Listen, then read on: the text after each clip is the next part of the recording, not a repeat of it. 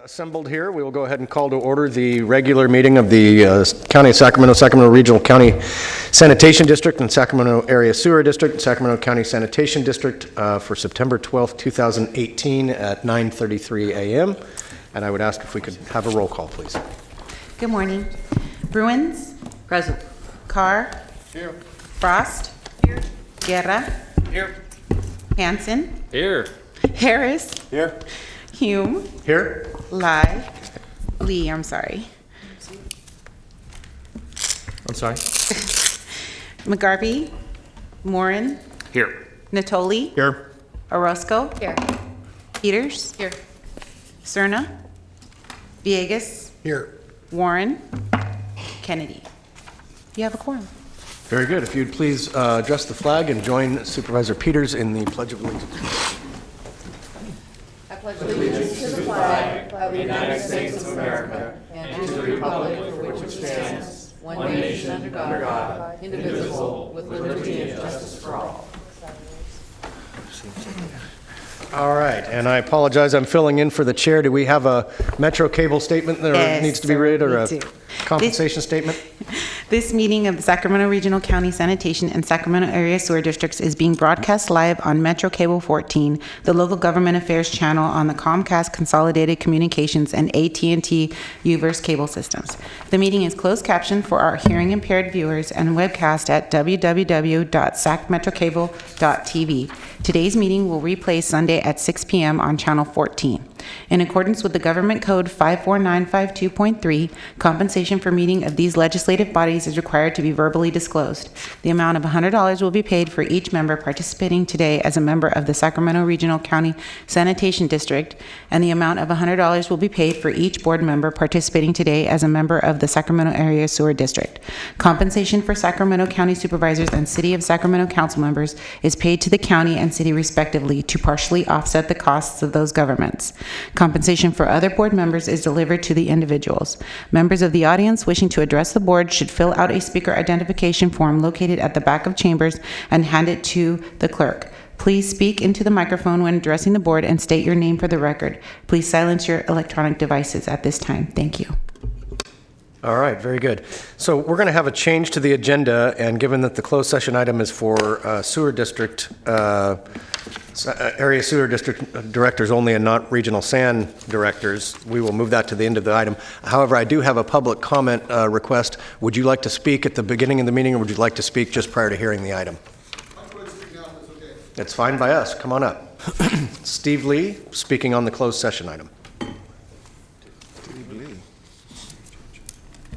I'd like to thank the board for offering me an opportunity to speak today, and especially with having to wait through the sanitation board's entire meeting before I got that opportunity, so thank you very much. Board, I represent homeowners groups based on all four sides of the property in question, which is the Bond and Waterman Sanitation Board property that's currently under contract with a buyer for a purchase of that property. We've been involved in this property since 2004 when the execution of the first contract was executed. On that original contract, the buyer breached that contract, defaulted on the contract, which allowed the sanitation board an $800,000 windfall for a non-refundable money that was placed in escrow in that account.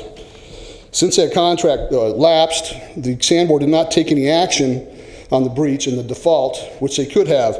Under general contract terms of real estate law, I am an attorney, so I do know a little bit what I'm talking about. A breach of a contract like that may give rise to specific performance on that contract. Specific performance would have given the SAN board the option to ask the court for the $50 million under that contract. The SAN board didn't do that. Obviously, $50 million is a lot of money. The land wasn't worth $50 million. It probably would not have been enforced at $50 million, but I'm pretty sure a court would have sent you into negotiations with the buyer to negotiate purchase of that property for a reduced rate. So let's say it's sold at 25 cents on the dollar. That's $12.5 million to the SAN board. At 10 cents on the dollar, that's $5 million to the SAN board. look at where you're at now with the negotiation and ask yourself, wow, how did we get here? The current contract was executed in 2007. There was a portion of that contract, there was a gift of escrow of $800,000 for that non-refundable. It was given back to the buyer and agreed to sell the property at 8% of market value, fair market value. That's a violation of the California Constitution, Article 16, a gift of public funds with no public purpose. These terms are illegal and largely unenforceable. There's no consideration that's been paid for the 11-year escrow on that second contract. No consideration would give rise to another defense that you may have against these people. They've given you no good faith offers to carry through on that contract in 11 years.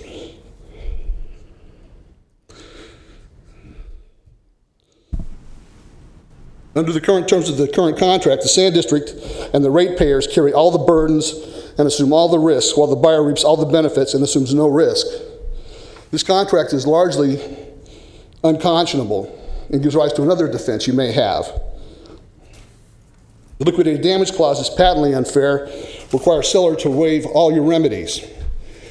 That may be unenforceable as well. This entire contract is really unconscionable on its face and in several different portions of it. County Council was negligent in negotiating and recommending approval of that contract. Sand Board has a defense based on that as well.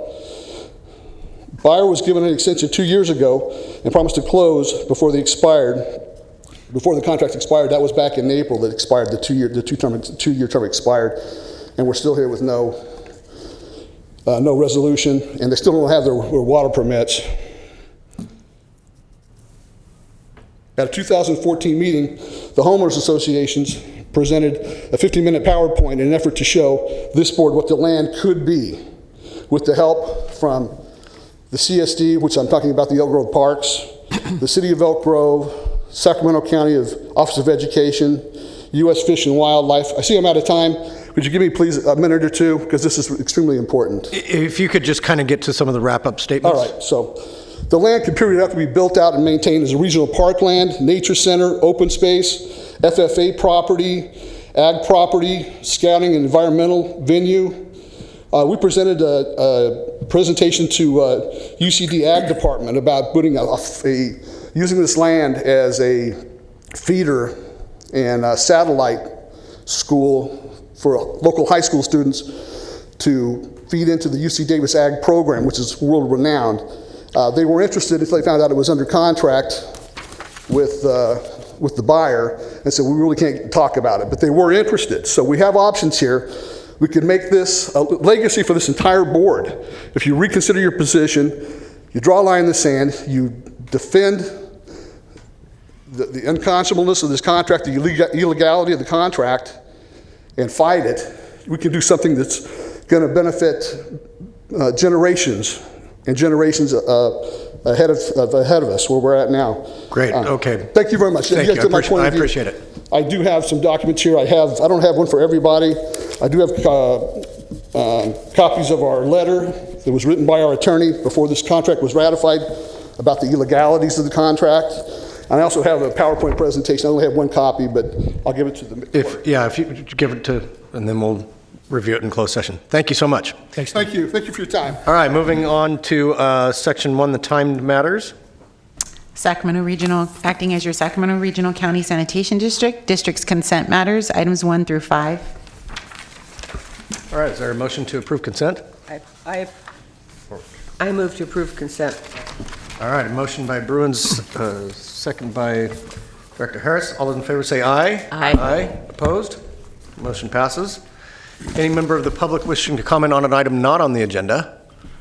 Okay, seeing no one, move on to separate matters. Item number 7, acting as your Sacramento Regional County Sanitation District and Sacramento Area Sewer District, district's separate matters, miscellaneous director and director engineer matters. Just have one item for you, and that is that the September 26th board meeting will be canceled, and our next meeting would be on October 10th. Oh, shucks. Very good. I know, I can hear the sighs of disappointment from the dais, so. Comments on that item. Any director comments or items? No? Okay, in that case, that concludes business for the Sacramento Regional County Sanitation District. On to the Sacramento Area Sewer District consent matters. Items 8 and 9. I'll move 8 and 9. Second. All right, I have a motion from Morin, second from Bruins. All those in, Yeah, I'd like to speak to item 8. Director Nottoli. Yeah, thank you, Mr. Chair. I wanted just to call out the item on the environmental document for the Freeport Septic Conversion Project. I want to thank our staff for their work. I know we've been working with the community for many years. This has been kind of an on-again, off-again approach because of just the cost of doing it initially, but I think through some of the creative work and the grant funding, we're able to advance this project at this time. I did want to just note on the environmental document, which is on today's agenda, I have one question as it relates to the LAFCO process. So will that in any way encumber the ability to proceed with this? Does that annexation have to occur before? I see Sunny. No, it's the other way around. The environmental documentation needs to be complete before the LAFCO annexation, but it's all set up. The LAFCO annexation, I believe, is set for December. Oh, it is. Okay. But I want to be sure that as far as the construction, you can't go ahead with construction until that has occurred. Is that right? Right. Okay. But you now are telling me that in December it's proposed to come to LAFCO, so they're working on that. And I know our general plan, the county provides for that to this community in the urban, outside the urban services boundary. Two questions on the environmental document. One being on the tree mitigation plan. We haven't yet identified through all the finalized engineering, but we have quite a canopy going down through the town of Freeport along Highway 160.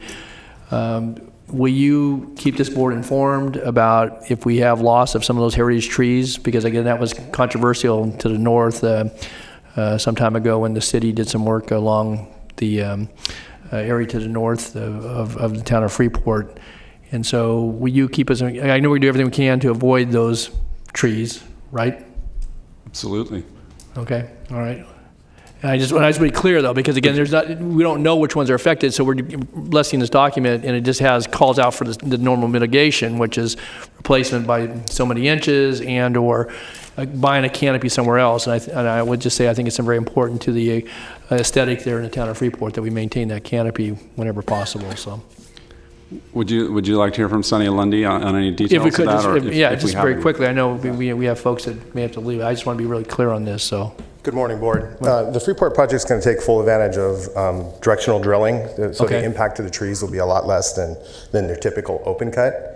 So much of the alignments in the roadway, which Right. obviously there's no canopy there, but then the alignment that goes from the roadway to the individual residents, most of that's going to be done through horizontal directional drilling, which would be a lot less impact to any trees or any canopies. Okay, all right. And while you're there, Son, then one final question by way of note. I know that we've done a cultural resource background, and again, some of that may not be identifiable in a public document, but I would just note for your information that in the town of Walnut Grove, with some water line work there, we've identified some mitigation ground, and so I would suggest that if in fact cultural resources are found in working with the proper tribes on that there may be ability to, if not leaving remains and other cultural resources in place, working with our water resources agency at the county, we're going to set aside under another project several acres of land to provide for reinterment. So I wanted to make that note. Okay. Okay. On the cultural resources, SCSD has been very proactive and to reach out to the tribes of those two areas, both in Freeport and Walnut Grove. Okay.